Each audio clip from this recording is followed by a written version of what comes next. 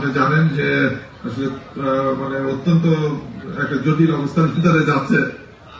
আমার কিছু সরকারি দায়িত্ব পড়ে গেছে। আমি এইমাত্র গাড়িতে উঠেছিলাম, তাই গাড়ি থেকে নেমে আমি আবার আসলাম যে আপনার সঙ্গে একটু 5 মিনিট সময় দিয়ে যায়। আমি আসলে এই প্রোগ্রাম, আপনাদের প্রোগ্রাম খুব এনজয় করি। আমি গতবার প্রোগ্রামে গিয়েছিলাম, আমার অত্যন্ত ভালো লেগেছে।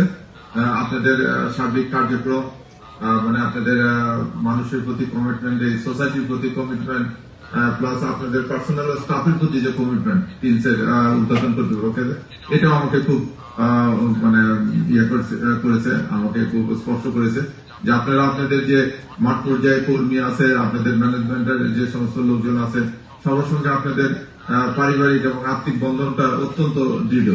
আপনারা যার ফলে মাঝে মাঝে এরকম প্রোগ্রাম করেন, সেই প্রোগ্রামগুলো মানে খুবই হয়, আনন্দদায়ক হয়। এবং আমি মনে করি যে এতে যারা আছে কর্মীরা একটা প্রতিষ্ঠানকে ভালোবাসে, মনে করে যে অর্গানাইজেশনটা আমার পরিবার নিয়ে যেখানে আমি যেতে পারি, আমার পরিবার নিয়ে যে আমি আনন্দটা শেয়ার করতে পারি।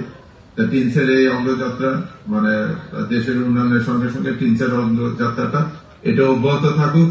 আমি মানে আবারও আপনাদের কাছে ক্ষমা চেয়ে নিচ্ছি যে আমি কথা দিয়েছিলাম কিন্তু আমি যেতে পারিনি। আসলে আমার এই কাজটার জন্য করবেন না, আমি বলে বসি যে আমাকে হয়তো আগামীকালের ভিতরে হাদি হত্যার এই মামলাটা চার্জশিট দিতে হবে। এই জন্য এই মানে অত্যন্ত স্পর্শকাতর একটা বিষয়ের জন্য আমি যেতে পারিনি। আমি আপনাদের নিকট আন্তরিকভাবে ক্ষমা চেয়ে নিচ্ছি আমার অনুপস্থিতির জন্য। এটা আসলে আমার অনিচ্ছাকৃত। আমি আপনারা দোয়া করেন আমি যে দায়িত্বে আছি এটা যেন ভালোভাবে পালন করতে পারি এবং অদূর ভবিষ্যতে আবারও আপনাদের সঙ্গে দেখা হবে এই প্রত্যাশা রাখছি। আমি টিনসের এই অগ্রযাত্রা অব্যাহত থাকুক এই শুভকামনা জানিয়ে আবারও আমাকে এবং আমার পরিবারকে দাওয়াত করার জন্য টিনসের সকল কর্মকর্তা কর্মচারীদেরকে ধন্যবাদ জানিয়ে আমার বক্তব্য শেষ করছি। আসসালামু আলাইকুম।